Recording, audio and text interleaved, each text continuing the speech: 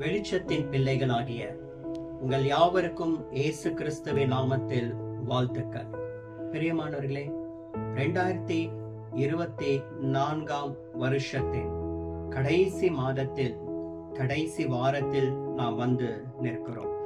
இன்னும் சில நாட்களில் இந்த வருஷம் முடிந்து அடுத்து இன்னும் ஒரு புதிய வருஷத்துக்குள்ளாக தேவன் நம்மை சுமந்து கொண்டு செல்ல இருக்கிறார்.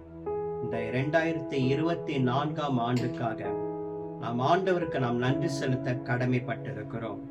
பவுல் சொல்லுகிறார், 2 கொரிந்தியர் 9 அதிகாரம் 15 தேவன் அருளிய சொல்லி முடியாத ஈவுக்காக அவருக்கு ஸ்தோத்திரம் என்று. ஆம், இந்த 2024 ஆண்டு உங்களுடைய வாழ்க்கையிலே கர்த்தர் எவ்வளவோ ஈவுகளை அருளி இருக்கிறார். ஈவு என்றால் பரிசு என்று அர்த்தம். ஒரு பரிசு கொடுக்கப்படும் பொழுது இலவசமாய் கொடுக்கப்படுகிறது. நீங்கள் ஒரு திருமண வீட்டுக்கோ பிறந்த நாள் விழாவுக்கோ செல்லும் போது பரிசுகளை கொடுக்கும் பொழுது அதை இலவசமாய் கொடுப்பீர்கள்.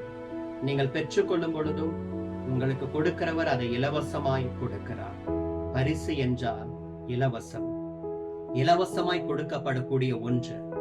இந்த வருஷத்திலே தேவன் நமக்கு இலவசமாய் பல ஈவுகளை ஆண்டவர் கொடுத்திருக்கிறார். பல பரிசுகளை ஆண்டவர் கொடுத்திருக்கிறார்.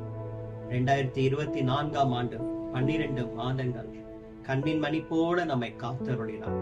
உபாகமம் 1:31 ஒரு மனிதன் தன் பிள்ளையை சுமப்பது போல நாம் நடந்து வந்த எல்லா வழியிலும் அவர் நம்மை சுமந்து கொண்டு வந்தார்.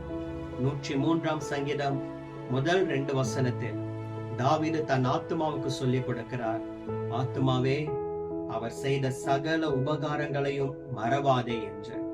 இதை கேட்டுக்கொண்டிருக்கிற அன்பு சகோதரனே, சகோதரியே, இந்த வருஷத்திலே கர்த்தர் செய்த உபகாரங்களை மறந்து போகாதே. அவர் உங்களுக்கு கொடுத்த நன்மைகளை மறந்து போகாதிருங்கள். பெற்றுக்கொண்ட ஆசீர்வாதங்களை மறந்து போகாதிருங்கள்.